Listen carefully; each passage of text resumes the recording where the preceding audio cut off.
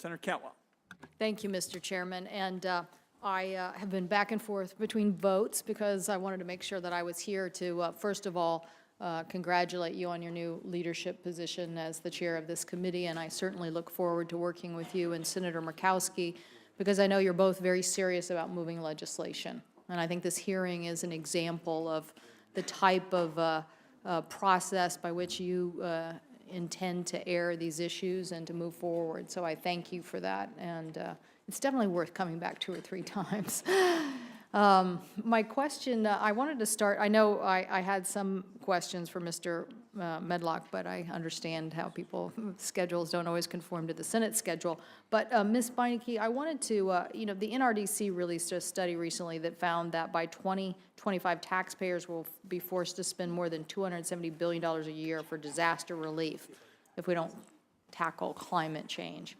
And so while we're having this conversation about natural gas, I don't know if you can make a further comment on that, but don't we obviously, if we're going to see cost in the future, don't we have to do something better, putting a true market price on carbon?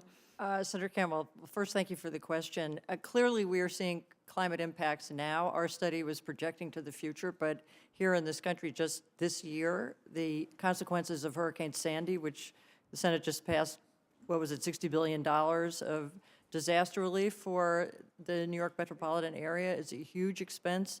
The drought that's been going on in the Midwest all year, another huge expense, almost stopped shipping in the Mississippi River just a few short weeks ago.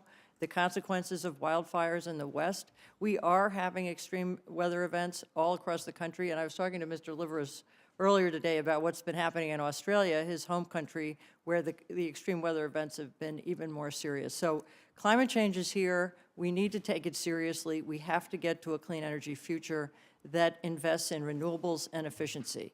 Even as we use natural gas, it's not the solution over the long term because it is a fossil fuel. We have to develop it as responsibly as possible. There are people who are so alarmed with what's happening unknowingly to their health because of the lack of disclosure and the lack of safeguards. So we have to deal with the consequences now, but and this is of course the committee's charge, is to deal with the long-term energy future of the country and look at what the investments we need to make in a clean energy future that absolutely minimize the impacts of climate change, some of which we will experience. Our aim is to ensure that this nation experiences as few as possible and that the planet does as well. And the U.S. is a major contributor, so we have a major leadership role to play. So thank you for that. I mean, I know we're talking about this discussion now about, what to do price-wise, export, import, but to me it seems like a microcosm of a larger issue, which is how to put the right signal on in general. And Mr. Girard, I just wanted to ask you, do you, there's a lot of discussion about the price today, but do you think that people developed natural gas for the export market? Did they have that in mind, or were they doing it domestically? Have export in mind when they developed it, you say? Yeah, do you think the decision to invest in natural gas in 2010 was driven by the look for a, large export terminals, or do you think that was, no, they were looking at the domestic market? Well, I think the thinking has evolved on that, and my sense is that over the past few years, yes, they look more and more to look to other markets because our supply is so vast here today to meet demand. Otherwise, what will happen, obviously, is we'll begin to cut back on the amount of jobs we create as part of that energy production.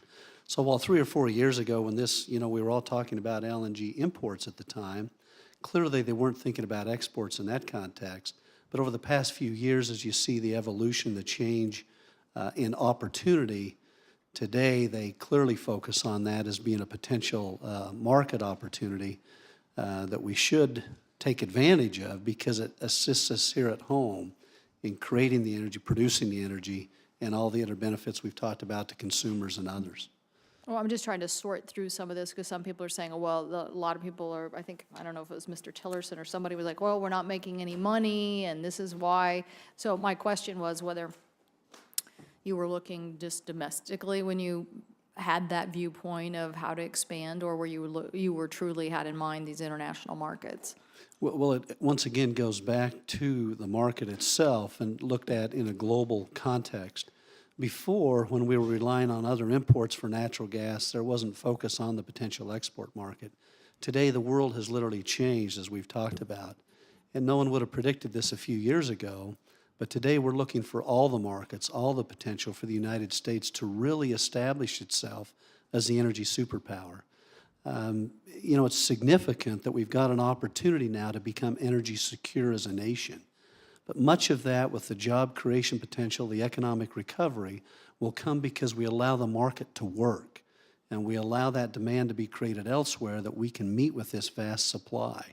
That's how we will influence in a more global context the geopolitics. Well, I probably am in more agreement with you than you think on allowing the market to work, but I just think the market has to have a true price on carbon as well, because it's affecting us. And Understand.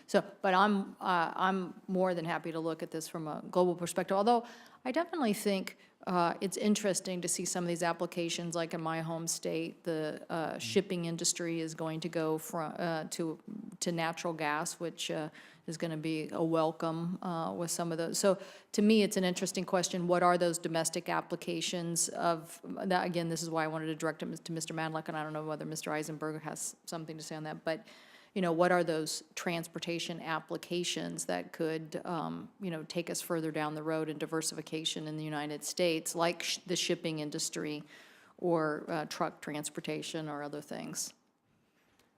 So again, I thank the chair, again, for the hearing, and I look forward to how you're going to untangle all of this. Thank you, Senator Cantwell.